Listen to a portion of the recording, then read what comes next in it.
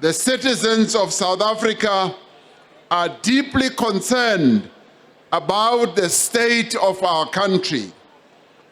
They are concerned about our economy, an economy that has not been growing, but also an economy that is not inclusive, that does not include everyone.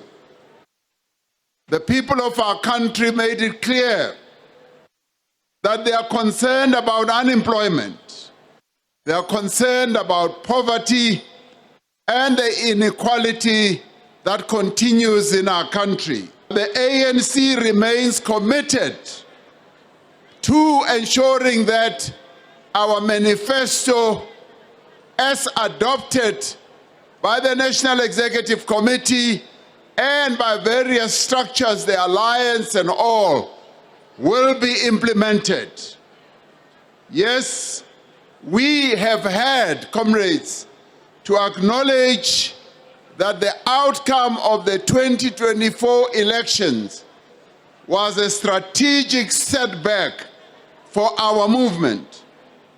It is the first time since the advent of democracy that the ANC did not achieve an outright majority at national level.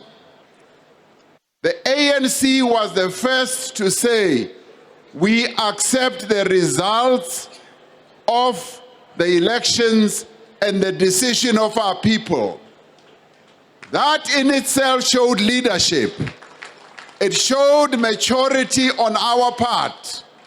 And people have said that in other countries, when the governing party loses its majority, sometimes they refuse to accept the will of the people. In South Africa, that is led by the African National Congress, we made it clear that we accept the decision of our people and the will of our people.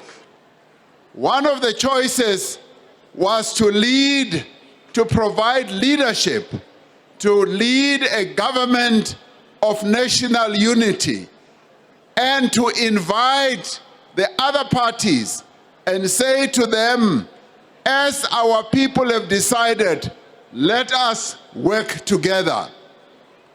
We opted for giving leadership.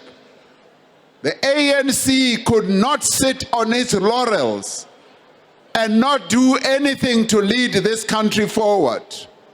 The ANC has always given leadership to South Africa.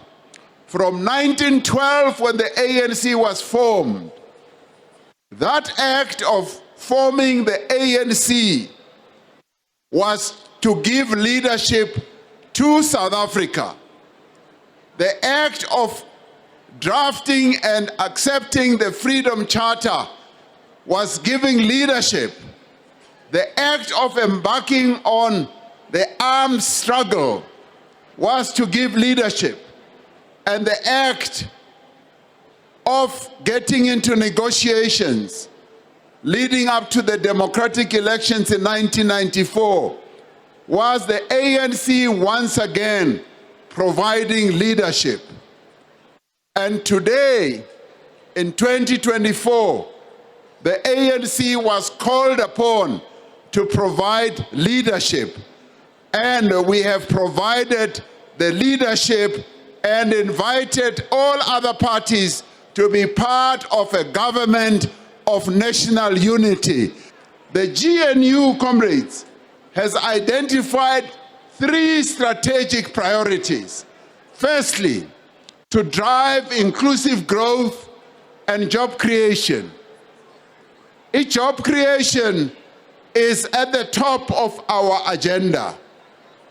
Comrade Colin Malachi and the ANC Youth League proudly led a massive march to the Johannesburg Stock Exchange in demand for employment.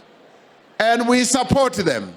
We stand behind our young people and we applaud them for having led a huge march to the stock exchange.